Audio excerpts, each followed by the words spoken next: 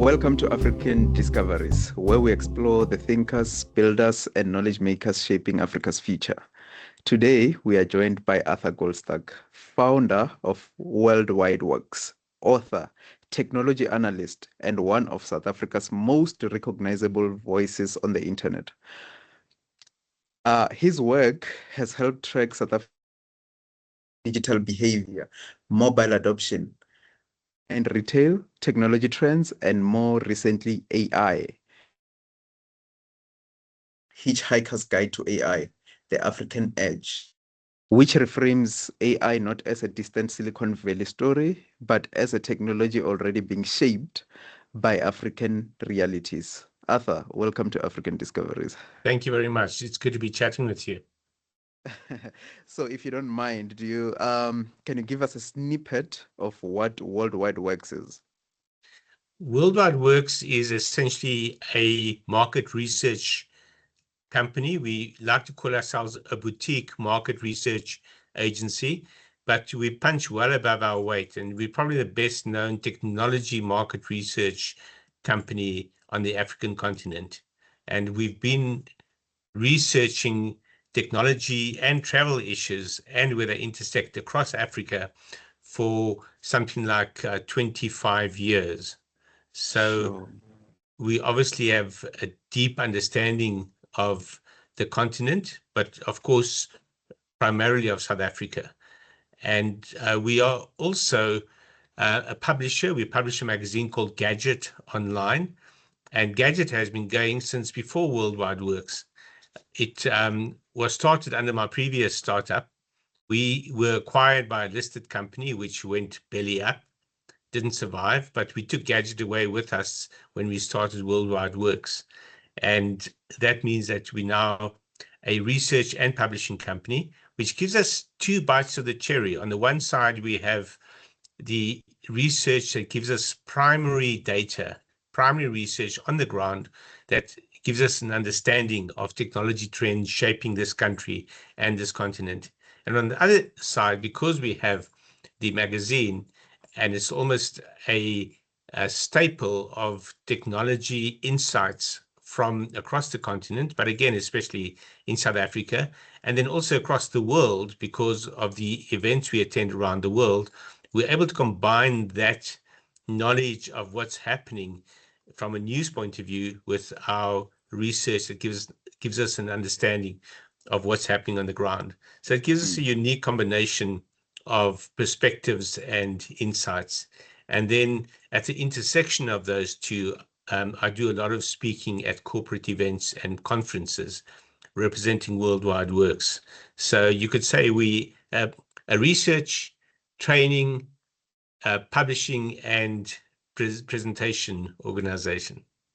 Yeah, but who is Mr. Arthur Goldstuck? I mean, how I see you is that you're a very productive guy. Meetings after meetings, conferences after conferences, I mean, presentations after presentations. But who is Mr. Arthur Goldstuck? Well, it depends where you want to start. I come from a very small town, a village really in the Southern Free State that very few people have heard of. It's called Trompsburg. It had one tar road running down the main road of the town before they built a bypass. So that's why people don't even know where it is now, because they never drive through it anymore. The bypass was built probably half a century ago. And I grew up in a house on a dirt road in Trompsburg, very isolated from the world. But we had a very small public library in the town. And my mother and father, but especially my mother, were very keen readers. So they made sure that we discovered the library early. And I developed a love for reading very early on, before I was 6 years old. And once I could start reading, I began reading the science fiction novels in the library. And it scared the librarian that I was reading the stuff that seemed like I shouldn't be. But they didn't understand what I was reading. I loved what I was reading. I loved this vision of what the world could be in the future. And that always shaped my perspective.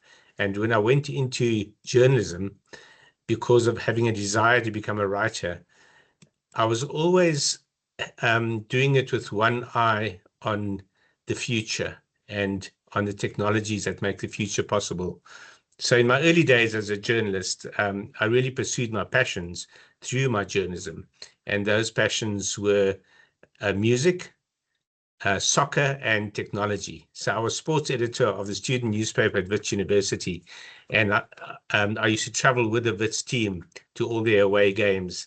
So that made me a dyed-in-the-wool Wits fan. And unfortunately, the franchise was sold, but it's now coming back through their lower league teams. So I'm keeping an eye on them.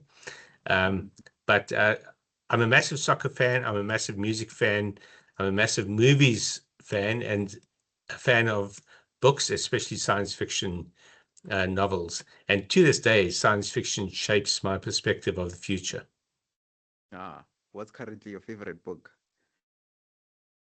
My all-time favorite, there are a few, but probably Fahrenheit 451 by Ray Bradbury, which was one of the early dystopian novels looking at a future in which books were banned. And it tells a story of a group of dedicated book lovers who buck the system and go up against the authorities. Fahrenheit 451, by the way, is the temperature at which paper burns. So it was all about book burning. So it still to this day remains a very meaningful book to me, especially when you see what's happening in places like the United States, with books suddenly becoming undesirable because they are too close to home or they tell too many truths. And then also my favorite movie is related to one of my favorite authors, and that is Blade Runner, which is based on a book called Do Androids Dream of Electric Sheep by Philip K. Dick. And most of his work I've loved, but that one in particular is one of my favorites. And then there's two other authors, William Gibson, who wrote Neuromancer. That's the book that coined the term cyberspace. That's possibly one of my all-time favorite books. And then the other one is Neil Stephenson, who wrote a book called Snow Crash. And in Snow Crash, he, in fact, introduced the term of virtual reality worlds. I've already forgotten what they're called because we were supposed to live in the metaverse. That's it. He coined the term the metaverse. And I don't know if you remember, about 3 years ago, suddenly all the tech companies were talking about the metaverse. And in fact, Facebook changed their name to Meta because they wanted to be associated with the metaverse. They thought the future was going to be a virtual reality future. And a lot of the tech companies bought into this, and they declared that the future of work is through virtual reality, which is blatant nonsense. One could see it. And as a science fiction fan, as well as a realistic researcher and writer on technology, it was obvious to me this was just another way of enjoying content. It was certainly not going to take over the way we work. But just getting back to that book, Snow Crash introduced the concept of the metaverse. And it also, in fact, introduced the concept of the meme. When we talk about memes today, it actually stems back to Snow Crash. It didn't invent the word, but it popularized it in the sense of what a meme is known as today. So between William Gibson and Neil Stephenson, they really transformed our perspectives of the world. And Philip K. Dick transformed our perspective of reality. And between those three, I was enormously enthused about what the future could be. Their futures were generally bleak, but the technologies underlying it were very exciting to me. Yeah. We just started, but I've already learned a lot. When I was looking you up, you've been described as a journalist, a researcher, analyst, author, and technology commentator. But when you look back, which identity came first and which one still drives your work today? I'd say my self-perception as a writer came first, but in terms of my actual working life, being a journalist came first. And what really underpinned my life as a journalist was one word: curiosity. And I still use that word today to tell journalists what their most important quality has to be. if they don't possess a strong curiosity about the world, about the way things happen or why things happen, then they're already a lesser journalist. So curiosity became the constant. But then as a writer, I found myself constantly researching as well. And that researcher identity became almost an essential part of my journalism. You could say it was journalism applied to data when I eventually did it as a business. But um, if you if you think about it, when a journalist has a specific area that they cover, they have to become experts in those areas, and they have to research the area. And eventually, you find that journalists are often the real experts on the topic on which they write, if it's a specialized topic, and they become thought leaders in those areas as well, except that most journalists don't realize it. But when I began writing about technology actively in the early 90s, to just put that in perspective, I was working for the Weekly Mail at the time. I was the news editor, but I started a technology supplement in the Weekly Mail, which was hugely successful. And that led to the creation of a separate newspaper within the newspaper called PC Review. And it was the first consumer technology supplement or publication in South Africa. And we were also the first to begin covering the internet quite actively. So I transitioned quite fast from being news editor to being technology editor and eventually editor of PC Review. And at the time, I remember thinking that the kind of work I'm doing makes me a leading expert on the topic, not boasting of myself as being an expert, but saying that that kind of work by its nature makes you an expert. And certainly as I say, in a land of the blind, the one-eyed is king. The one-eyed is the journalist who is deeply focused on one topic, and therefore becomes the expert by default. You really are an expert. You founded the World Wide Worx in 2000, at a time when the internet was still not fully understood by many institutions, including myself. What gap were you trying to fill?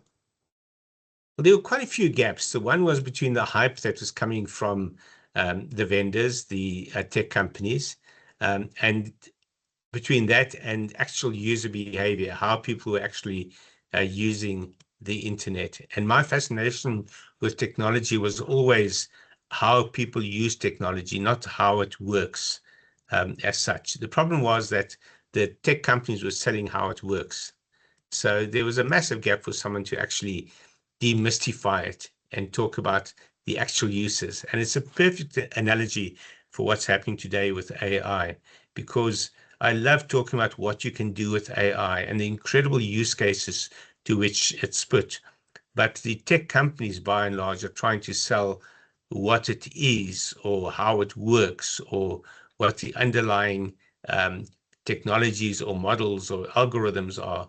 It's useful to understand those things, but it's not useful for the ordinary person in their day-to-day lives. The ordinary person needs to know, how do I use it and what can it do for me? And that's exactly what we saw with the internet in 2000.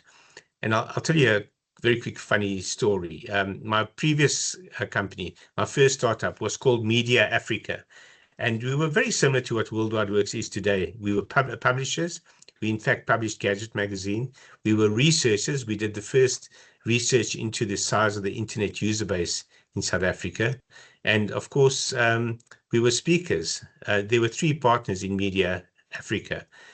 Kathy Stadler, who went on to head up marketing for Oracle in Africa, and Herman Manson, who published a magazine called Media Toolbox, and he's still one of the leading figures in analyzing the media environment and the media industry.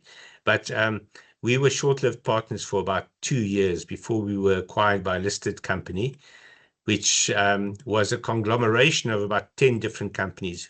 And we were the smallest of the 10. But because we had this internet expertise, they saw us as a valuable addition to the group. But the group was a failure. And about 18 months in, the CEO called me in and said to me, this thing that you're doing is passé. So I said, what thing that I'm doing? He said, this internet thing. And in that moment, I realized I had to get out of there fast because it was just beginning. And it was obvious it was just beginning. And in fact, I'd written an article at the time, which was titled something like Reading the Tea Leaves of the Internet, trying to almost forecast where this internet thing was going. Not the passé thing that the CEO saw. And what I concluded in this article was that the internet was going to become invisible. It would become the infrastructure behind everything we do. It wasn't rocket science. If you were deeply involved in that world, you could see that that's the direction it was going in. Of course, most people aren't that deeply involved, so they don't see that future so clearly. For me, it was like reading the tea leaves. I could see what was in the bottom of the cup, whereas most people just saw tea leaves. And that told me that it was going to be more important than ever before, precisely because it was going to become invisible. And again, that's exactly the analogy for AI today. AI is going to become increasingly important, especially when it appears to disappear, when it seems to become invisible. It'll become invisible because it'll be embedded in everything we do, and it'll underpin everything we do in the world of commerce, of education, of health even. Our health lives will be transformed by AI, and most of the time we won't realize that it's AI that's been diagnosing us or prescribing or guiding us, etc. A lot of the time we will know, like if you go onto the internet and you start browsing, you know you're browsing the internet. Same with AI. If you're actively using it, you'll know you're using it, but you won't know that you're using it when it becomes the infrastructure. For example, for payments. Like today, you don't realize when you make a payment that you're actually using the internet. It's just going over the internet, but that's invisible to you. And that's when it becomes truly important, significant, and world-changing, not just life-changing. So that's why I find that what happened with the CEO, one of the great moments of my life in terms of revealing to me how even successful people or people in leadership positions, and especially people in leadership positions, can't see the future because they're so involved in what's in front of their eyes, i.e. the bottom line of their business. Yeah. You touched a bit on my curiosity. I'm curious. When you were doing early internet in Africa, what surprised you the most about how people actually used technology? There were so many little stories in the early days. Because it was expensive, it was difficult, you had to go through a learning curve. You had to want to use the internet. You had to really pursue it. It didn't just arrive on your desktop like AI does today. So it took a long time for it to start taking off. But there were a few things that woke me up to what was needed in the internet. And one of them was seeing the growth rate of the internet user base in countries in North Africa, Tunisia, Morocco, and Egypt. Comparing that to the growth in South Africa, which was supposed to be the economic powerhouse of Africa, and Nigeria as well, for that matter. And what became clear once you analyzed it was that in North Africa, you were on the Mediterranean Sea, and the Mediterranean was where you had among the highest concentration of undersea cables that connected countries to the internet. So it was very easy for countries or companies or ISPs in those countries, specifically Morocco, Tunisia, and Egypt, to connect to the internet and offer internet services at an accessible price. It was still expensive, but it was accessible. And that's why those countries punched so high above their weight in those early years. And South Africa only had one cable connecting it, the same cable that connected Nigeria, which was the SAT3 cable that Telkom controlled. And because Telkom controlled it, they also controlled pricing and access to it. So it was an expensive resource that was very difficult to get access to. That changed in 2009 when the Seacom cable landed. And it wasn't that Seacom gave us so much more capacity, it's that it gave us competition to Telkom. Telkom's prices dropped to about 25% of what they were before. And from that moment on, we saw new cables connecting the southern part of the continent to the rest of the world being laid down every year or two. Now there's no shortage. We have probably more than a dozen cables connecting us to the world. There's still a few key ones that when there's an earthquake at sea, the cables get disrupted and our internet slows down, but it doesn't come to a halt because there are alternatives. So that's also the reason why the fiber companies, for example, can provide us with unlimited internet capacity at very high speeds for a fairly reasonable amount. For example, if you live in a city, if you have access to their fiber grid in the city, for example. So it was that very strange anomaly of North African countries with much smaller economies being so much more connected than South Africa that showed me the importance of those cables and why it was so important to have competition in that space. So your work often tracks behavior as well. How people use the internet, mobile phones, online retail, social media, and digital services as well. What do these behaviors reveal about African societies that traditional research sometimes misses? It's a good question. And one always says it's a good question when you're trying to think, how do I answer that?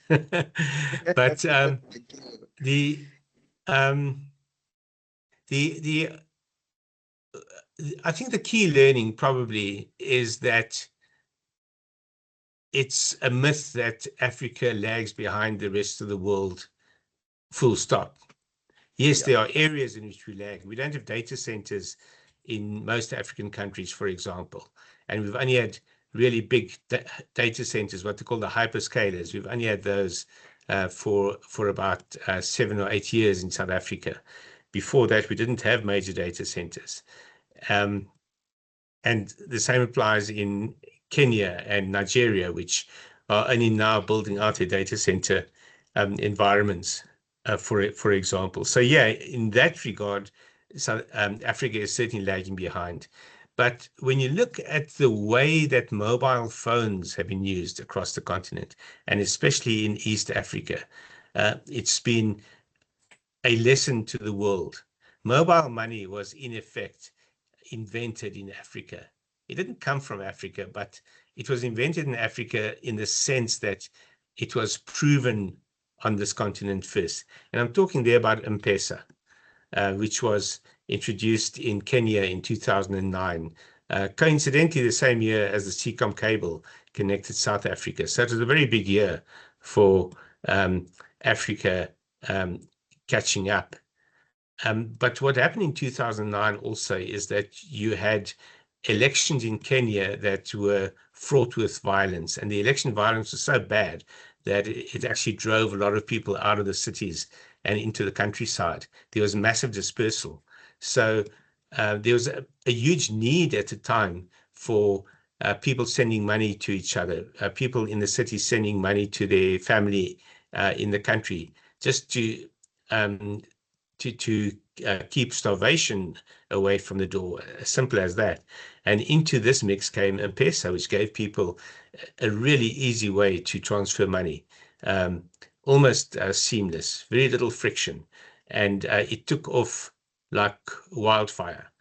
And that's also the reason M-Pesa didn't succeed in South Africa, is because we didn't have the dynamics on the ground that were in place for it to work in Kenya. And then it became seen as a Kenyan thing. It was Safaricom in Kenya, which is now owned by Vodacom, South Africa's Vodacom. I think they've now fully purchased Safaricom. So when you look at their annual financial results, you can see the massive impact that M-Pesa makes on those results. So M-Pesa is strong across East Africa, and not so much on the rest of the continent, but that's because it became part of the culture of East Africa. But it did show the world how powerful mobile money can be. And today you have dozens of mobile money providers and services across the continent and across the world. So in India and Pakistan, for example, it's big. In Asia, it's really big. South America, it's big. But it was Kenya that led the way, and it was the African continent that showed how scalable this was, both population-wise and geographically, because MTN then came along with MTN Money. It's also gone through various iterations. Didn't work perfectly in South Africa first time either, but it's been exceptionally powerful in countries like, I think, Uganda and Rwanda. So every country almost has a leading mobile payment platform. In Zimbabwe, I think it was EcoCash from EcoNet. Also a massive impact on the Zimbabwean economy and on the ability of people to transact or to at least send each other money. So it's had a massive economic impact as well in these countries. And this is at a time when in the United States, for a lot of payments, you still have to send a check, or if you want to get a payment, you still receive a check. And in South Africa, you can't cash that check anymore because checks are obsolete in this country. So in this regard, in terms of digital payments, it also explains why our fintech industry in South Africa is so powerful, because there's a very deep, intrinsic and integrated understanding of what mobile technologies can do for financial services.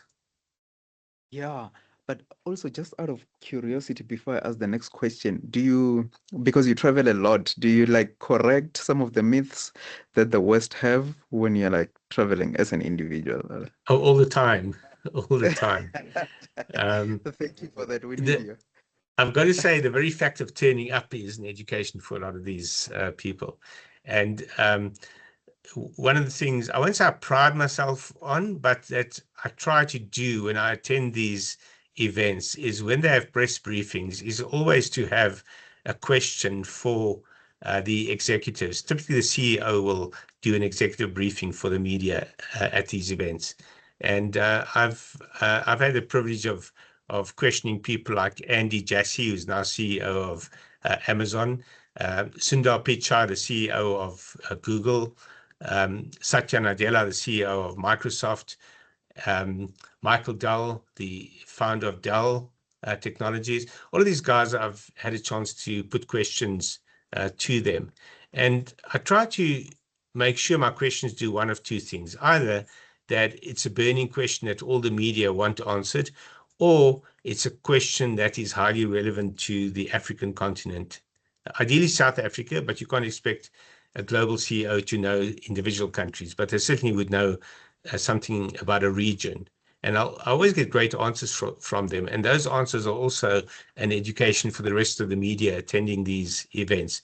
But the very fact of being there and asking the question, and of course you have to introduce yourself every time and say where you're from. The very fact of asking the question also tells them, oh, so they don't live in the jungle. You know, that raw stereotype they have of people from this continent. Yeah. So in South Africa, we often speak about the digital divide. But is the divide only about access, or is it about the skills, the confidence, the language, infrastructure? Is it about power? And There's a very before you simple answer that way. question, I just wanted to say thank you for standing up for Africa. Always. That's why my book is called The African Edge. At least the Yes. subtitle is The African Edge. Yeah. Just to show the book quickly. So it's the To our second edition. listeners on African Discoveries, let's get this book. It's one of the best books in AI. Thank you. But it tries to tell the story of how AI in Africa is different and what the world can learn from that. So that's also the message I try to put out there when I travel, is that you guys can learn from us if you look at how we are doing AI differently. And what's different in the way we do it is that it's addressing needs and challenges, whereas you guys are just looking for money-making opportunities. And that reframes the conversation completely. So the digital divide is it's really a burning question all the time. And one way of looking at it is that access to technology, to the internet, to financial services, to education, to health should be the floor, the foundation of everything we do, instead of the ceiling, which is the way we tend to look at it. We look at it as something that we have to reach and break through, rather than it being the foundation for everything else. And that reframes the conversation to not being about, so how do we put in place access programs? No, you've got to make sure access is at the core of what you do. And a great example is this draft AI policy that was such a disaster. Yeah. What they got right in that policy was aligning it with international best practice. And AI is very good at aligning any messaging or any strategy with international best practice because it's got access to all that international best practice.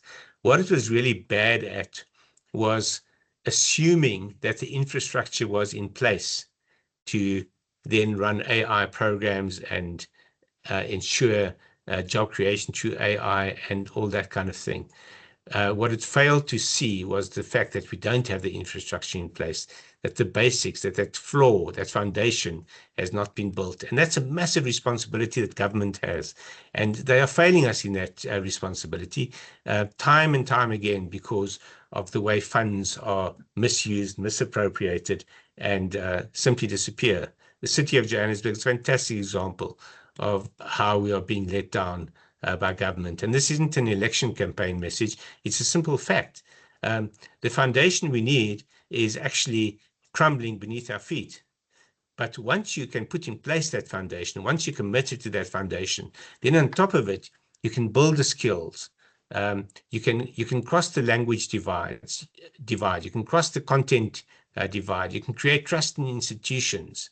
All of those help to shape or determine whether access becomes participation as well. So there's a skills divide, there is a language divide, there's a trust divide, there's an education divide, there's a health divide, but all of those are premised on having the foundation in place in the first place. Yeah.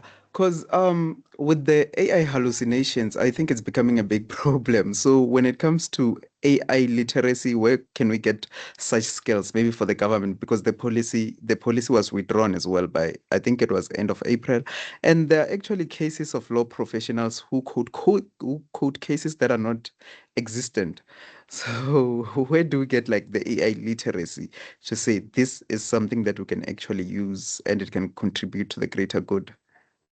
Well, one of the things is, I'm not saying you've got to buy my book, but the book frames that conversation exceptionally well, because what it shows is that you can deploy AI in environments of low resources, where you've got limited data, you've got multiple languages, you've got unreliable connectivity.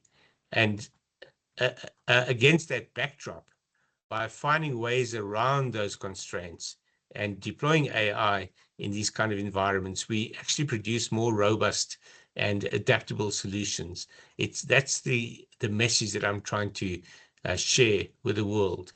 The African edge actually is about the constraints we face producing better engineering and better ideas. So that should be the starting point for anyone wanting to look into AI, is what problems can it solve in your community, in your country, on the continent, and not just focusing on how do I get AI to do my writing for me? Because the whole hallucinations issue is all about people wanting AI to produce content. And that's just a very small slice of what AI is and does.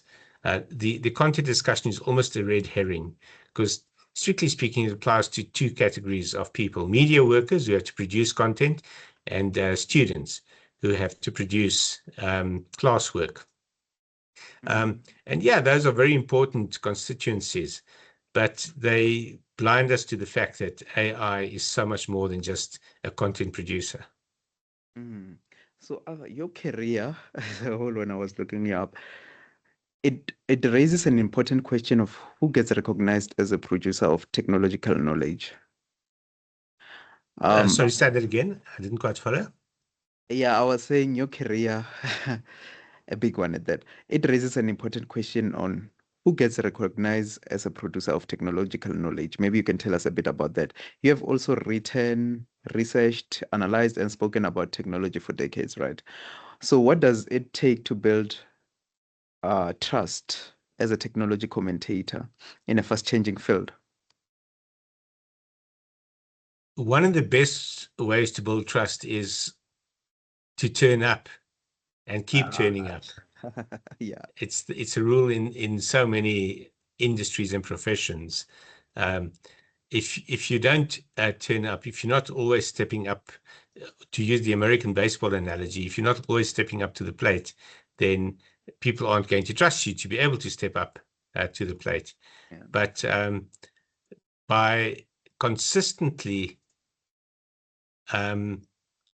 knowing what you're talking about Yeah. and then talking about it, you eventually build that trust. And even after 31 years after I wrote The Hitchhiker's Guide to the Internet, there's still people who will tell you that I talk rubbish. So you're never going to win everyone all the time. Yeah. But if you want a general aura of trust, you've just got to keep doing things consistently, but also with integrity. Because I see a lot of the experts in the subtext of what they're saying actually trying to sell rather than inform. Yeah. And yeah, of course, I want to sell, but that selling must come as a byproduct of informing people, not as the reason for informing people. Yeah. So how do you balance being accessible to the public while still being analytically rigorous? I don't kid myself by thinking that the public always wants me. I'm not a pop star, so I don't have that kind of demand on my Yeah. time. I do have a lot of demand, but obviously I try to accommodate people as far as I can. If I'm not available, I'm not available. It's as simple as that. If I'm traveling internationally to a conference, then obviously I'm not available for a local talk or interview. So that does constrain my availability. But Okay. having said that, I would say the real answer is that it's a privilege to be in a position where people want your opinion. And by playing hard to get, you're abusing that privilege. Mm. And your book, the Hitchhiker's Guide to the Internet, became one of the South Africa's best-selling IT books. And you have written many, many books across tech and urban legends. What connects this interest, which is technology, myths, stories, and society? It's the word I use at the beginning of this interview, which is curiosity. Um, you could say that both are about how people make sense of things that they don't understand. And urban legends are a fantastic example of pre-digital misinformation. So you could say hallucinations are the digital descendants of urban legends. But with urban legends, it was beliefs that grew organically out of people's storytelling, their conversations, and their beliefs, combining all of those into this misinformation about how the world works, or why things happened, or how things happened, or bizarre stories that they believe happened but never happened, because they're cautionary tales that people use to warn other people about sticking to the straight and narrow. Whereas hallucinations tend to be AI averaging out the information that's out there. And when you average out information, you take account of all information, not just correct information. So that's partly why hallucinations happen. In between the two, you have conspiracy theories, which the digital era has magnified. And the extent to which people post fake videos and fake news predates AI hallucinations. And AI hallucinations are almost tame compared to the extent of misinformation produced by humans deliberately to mislead others. But what pulls them all together is this idea of wanting to help people make sense of how the world works. Yeah, you actually answered the following question that I wanted to ask. But I also noticed that, or maybe we noticed that people that follow you, that you have a rare ability to explain tech without making people feel excluded. Why is that important? It's vital because if we allow tech to remain mythologized and incomprehensible, it also um, intimidates people and scares them off from actually attempting to use the technology or experimenting. AI is a great example. My advice is always to companies, at any rate, is always experiment to see what AI can do for you before you jump into it. And for individuals and consumers, my advice is always experiment with how AI can help you in your daily life. Just experiment with it, play with it. But by making it seem complex and threatening and distant, you scare people off and they're not going to want to try that. So especially in the AI world, it's vital to help people to understand what AI is and what it can do for them. And that again comes down to what I was saying earlier about our research and what differentiates us and the like, is that we are trying to help people understand how the technology is used, not how it works. And for AI, it's as important as with any previous technology. Yeah, so when writing about tech, who do you imagine as your reader? I didn't hear that. I'm asking, when you write about tech, who do you imagine as your reader? I don't really imagine a reader most of the time. I just want to tell a story most of the time. But um, if I interview someone really interesting, I want to write a column or a story that I feel they will appreciate, that Mm. gives them almost new insights into themselves because of my perspective of them. So my interview subject certainly is one of my imagined readers. My wife is one of my imagined readers, especially when I write about cars, because Cheryl is the motoring editor of Gadget. We have a section called Gadget Wheels, and she's the editor of that section. And in a very short time, she became one of the leading motoring journalists in South Africa. And as we speak, she's away at a car launch, and she's at car launches 2 or 3 times a week. So um, the expert on cars is no longer myself. We started Gadget Wheels because I was covering automotive technology so often and so extensively in Gadget. But when I started getting invited to launches, I was too busy attending tech launches. She started attending in my place and took to it like a duck to water. And now she's the default automotive journalist with a focus on automotive technology. That's what sets Gadget Wheels apart. We're the first publication in this country, or the first automotive publication in this country to focus on automotive technology as our primary interest. So we get cars to review all the time, and that's where I step in a lot of the time, and I'll review a car myself. And when I review the car, I'm actually writing it for Cheryl because I think is she going to enjoy this? You and your wife And seem first to make prize a is when great she team. enjoys one of my car reviews.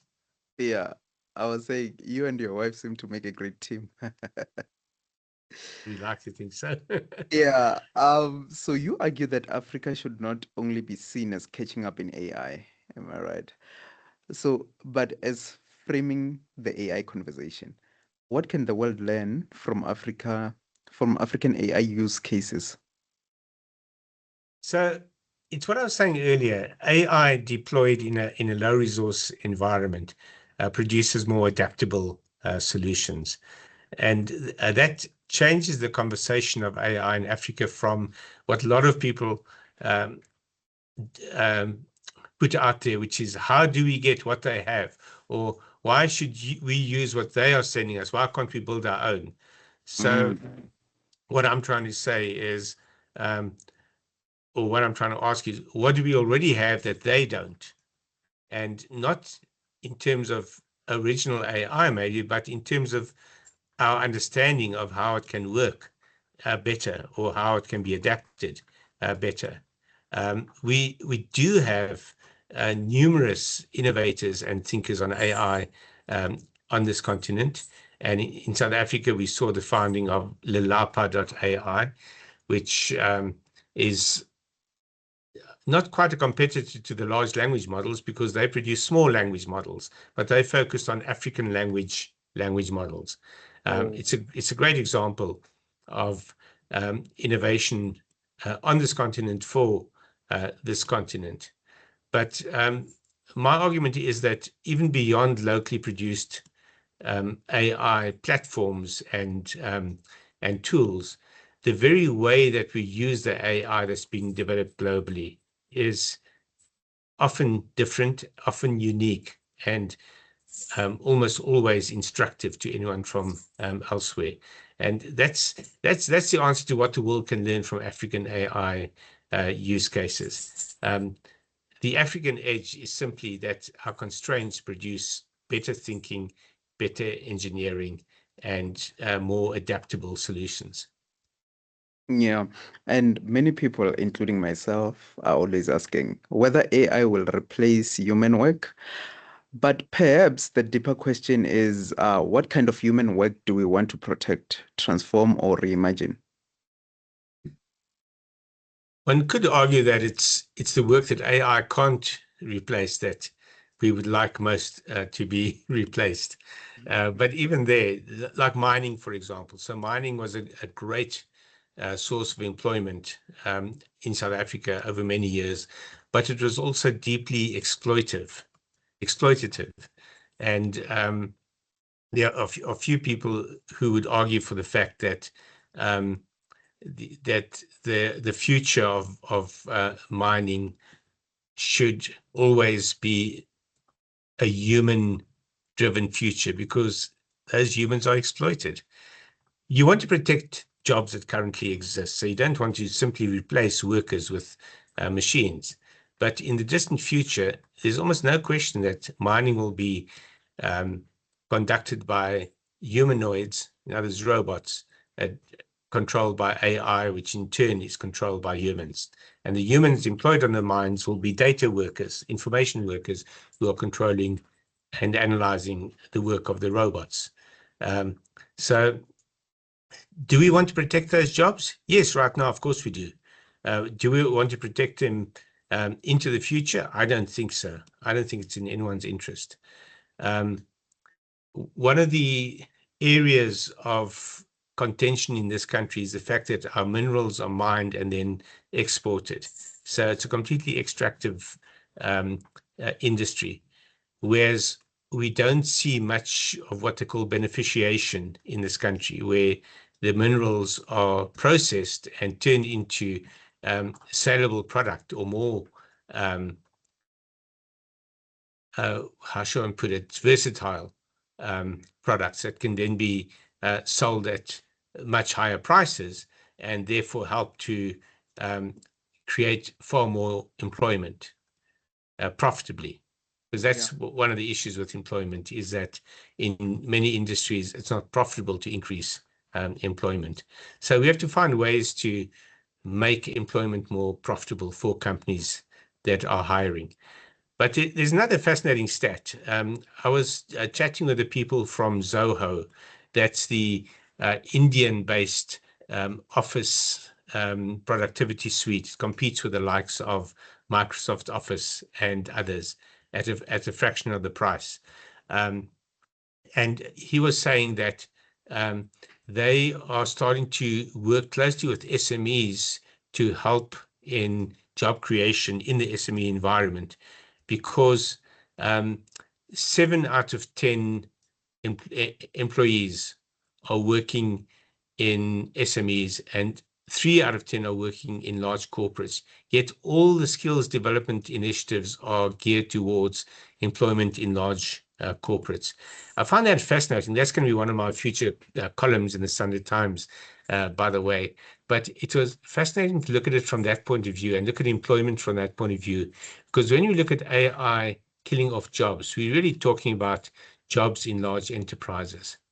There's very little focus on what AI can do for jobs in SMEs, small and medium enterprises. And in addition to that, how AI can help create SMEs, create new small businesses that will employ more people.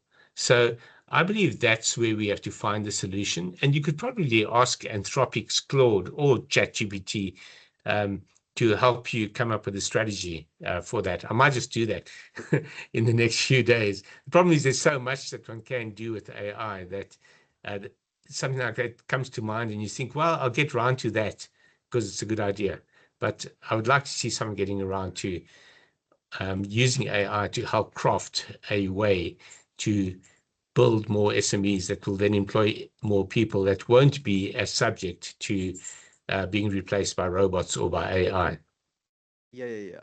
And also, I think I was watching Yuval Harari who was commenting on AI, saying that we are working with like a system that learns, upgrades itself. So isn't that dangerous though?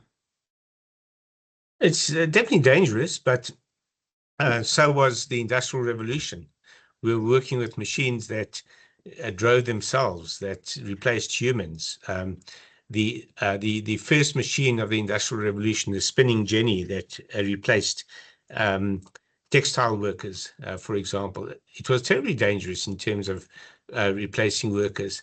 But then what happened? Because the textile producers were so much more productive and so much more profitable, they also improved the quality of product dramatically. And Yeah. the result was that employment in the textile mills mushroomed. So the few tens of thousands of people that lost their jobs because they were no longer needed were replaced by hundreds of thousands of people who gained jobs because they were needed. It's not the same with AI, because AI literally can do away with entire tiers of management, for example. You don't need mid-management in most companies in the future. But what people keep forgetting is the poor quality of generative AI today. As I said, that's just one form of AI. There are many other forms of AI. But if you look at the content that's produced by Claude or ChatGPT or Gemini or Copilot, it's really mediocre content. We need to up the quality dramatically, and you need people to up that quality. And I don't understand why the owners of these large language models are not employing more people to work on improving the quality of what their models are producing. And there's never an end to improving quality. You never get perfect quality. So there's always going to be room for people to help enhance that quality, and therefore one would hope increase jobs. But if you listen to my various answers on this topic, I see a lot of opportunity for job creation.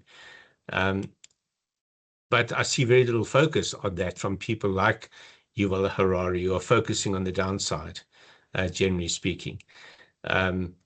We're seeing right now in the information technology world, massive layoffs of people, 10,000 at Facebook, 4,000 at Cisco, a few hundred here, a few thousand there. It's not a myth. It's really happening. But how about employing more people on farms to produce food? Okay, yes, farms are going to be using robots. They're going to be using AI, but if they become more productive, they'll need more people as well.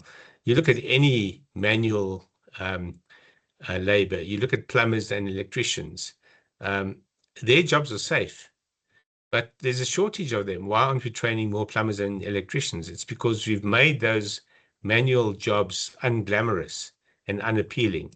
And I think we need to flip that script to position all of these manual jobs as the jobs of the future, precisely because they're safe from AI. Yeah. Quick last three questions. I kept you for what kind of AI policy does Africa need? Is it a protective one, innovative, ethical, developmental, or all of these all at once? It's all of those. Um, I think governments should have a light touch on regulation and innovation, but there needs to be strong regulation on the deployment of AI in areas like public services and high stakes decisions. If it's something that's going to be a life or death decision, you can't leave it in the hands of AI. But you can't apply the same framework to a startup that's trying to create a translation tool, for example, as you would to a government that's deploying an uh, an automated social services payment system, for example. Um, there has to be regulation that protects the public from the way AI is deployed in public. But that regulation should not stop a startup from experimenting with solutions and tools. Mm. Um, I want to ask this. If you know, who owns African data and is Africa ready for AI, or is it a wrong question? I don't think one can say anyone owns African data, but we do face a threat of data colonialism, where our data is being extracted to train models that don't serve our own people, and in languages that don't include African languages, by companies that don't pay for that data. That's the bigger issue than who actually owns the data. It's who is extracting the data and making money out of it without um, a compensation of any kind. Yeah. So after decades of observing technological change, it's been long. Are you more optimistic or more cautious today? I'm always optimistic. I'm an optimist by nature, but I'm cautiously optimistic. It's an optimism that's been earned by watching how the pessimists get it wrong, as well as seeing what works. And the pessimists were very wrong in the early days about mobile, e-commerce, social media as a civic tool, and the like. And the caution comes from also having seen the optimists wrong about the very same things. So you can't be over optimistic, you can't be over pessimistic about technology. You've got to be practical, realistic, and you've got to apply critical thinking to it as well. I think that's um, more what would describe my mode of thinking. It's more trying to be a critical thinker and an objective commentator who is not scared of the technology. He's willing to embrace the technology with eyes wide open, fully understanding the risks and the dangers. But the risks and the dangers um, are not the same thing as the average person's fear of technology killing off the human race. And that's where I take issue with people like Yuval Harari, who I respect massively. I loved Homo Deus, big open eye opener for me. But when he frames the AI conversation as one that's going to end humanity, Mm. then I feel he's doing the public a disservice. Yeah. So this question, I don't know. If you could speak to your younger self at the beginning of your career, what would you tell him? Stop spending money on anything that is not going to last and just invest it in tech stocks. But from a career point of view, if we're not talking about making money, Yeah. I would say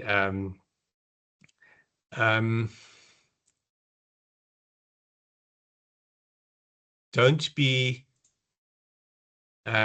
put off or don't be discouraged by the extent to which people think you're a nerd, because they will eat their words one day. I'll take that advice as well. Last question, I promise. What has technology taught you about people, and what has Africa taught you about technology? And lastly, what legacy would you like your work to leave? Well, what the first question is a very interesting one. And what technology, or what Africa has taught me about technology, is this: technology is always a mirror. It reflects inequalities, it reflects creativity, it reflects resilience, and it reflects contradictions that are already present in society. So it doesn't fix them. It, in fact, amplifies them. And then because they're amplified, you can then have a much clearer vision of what needs to be fixed by that self-same technology.